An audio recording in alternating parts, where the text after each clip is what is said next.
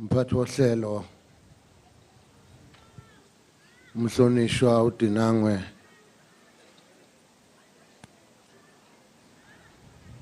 ngibingelele kakhulu uDlukulu wakwakhetha umthandayo ongumama kimina noDlukulu wakwaLinduzulu naye ongumama kimina noDlukulu wasondini naye ongumama kimina uDlukulu kaMafu.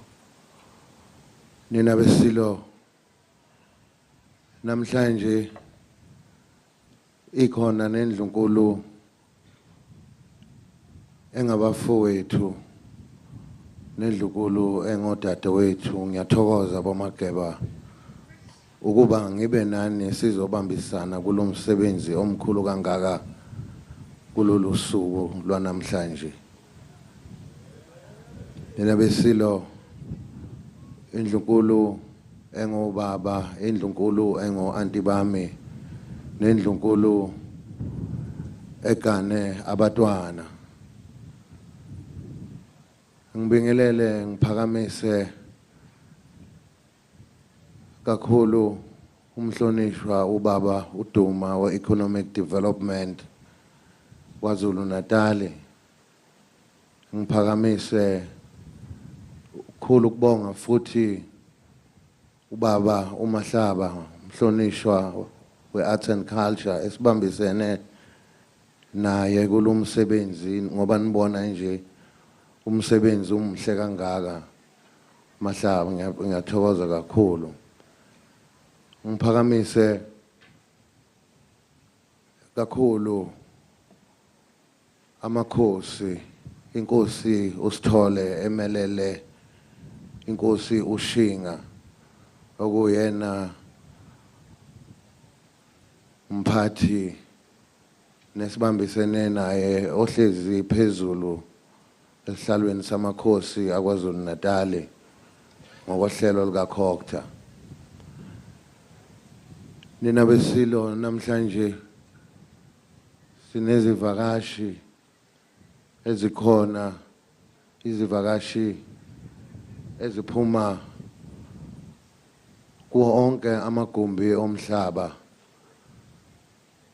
Nazo ngiyazemukela ukuba zibe kanye nathi lapha namhlanje. Ngiphakamise okukhulu futhi ukubonga kuzimeya ezikhona, amakhansela, zinduna ezikhona. Ngiyazi ukuthi lo msebenzi ubungeke ube mhle kangaka ngaphandle kwenu, ngokubambisana kwenu. Ngithokoza kakhulu ngalokho.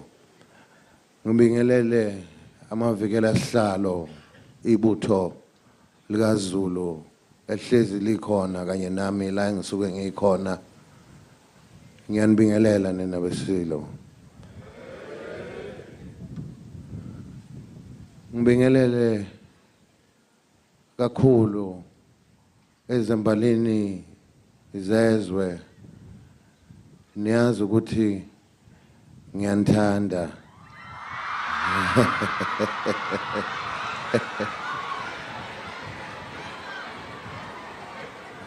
Ngiyabonga. Ngiphakamise okukhulu ukubonga futhi kwabezokuphepha abakhona nabo bonke abathe bafaka isandla ekutheni lo msebenzi omkhulu kangaka ube impumelelo namhlanje. Namhlanje sithe sivuka Zulu, savuka ngeindaba ezibhlungu kakhulu ukuthi undunankulu wesizwe, undunankulu wami uNkulunkulu besemkhumbule wamthatha.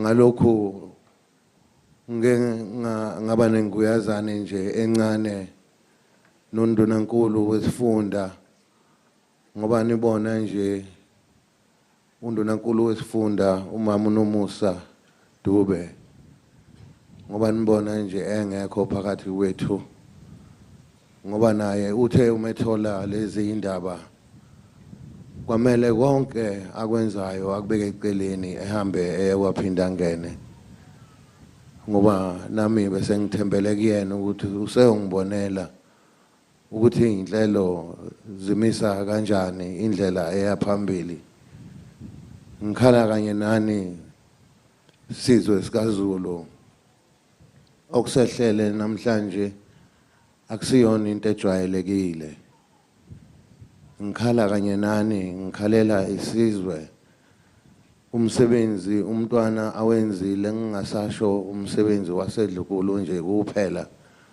nokumele iqiniso kwaze kwaba kusekugcineni sithe namhlanje uhlelo aluzukufana njengokujwayelekile ngoba ngokomthetho wesintu umthetho wesiZulu umthetho wasedlukulu mase kuze kwavela isimo esinzima kangaka akungabe sakhulunywa phezu kwaso akungabe kusaba khona inkulumo ukuhlonipha isimo esibhekene naso njengesizwe ngithokoza kakhulu babuduma mhlonishwa ukuthi nikubone kubaleka kakhulu ngokuphuthuma ukuba niyobonana nomengameli ngalesi simo ngithokoza kakhulu nami ngizonibambisa la kumele ukuthi nginibambise khona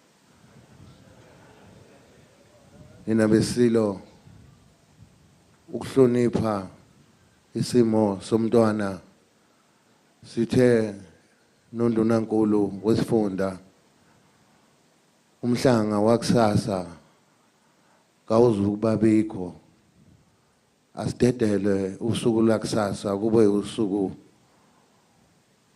lokuba sibuyele emakhaya ngokuhlonipha isimo esibhekene naso Zulu omnyama okusho ukuthi namhlanje siyawuvala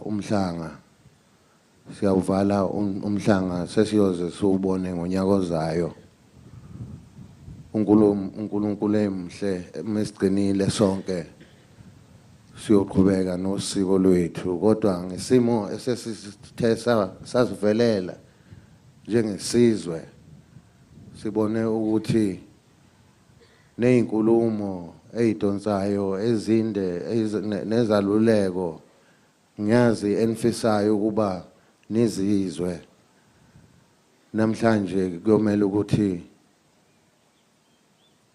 zibe mfushane kakhulu zibe mfushane zidedele intombi ukuba ziqhubeke zisine nisinisiseke namhlanje usuku lokugcina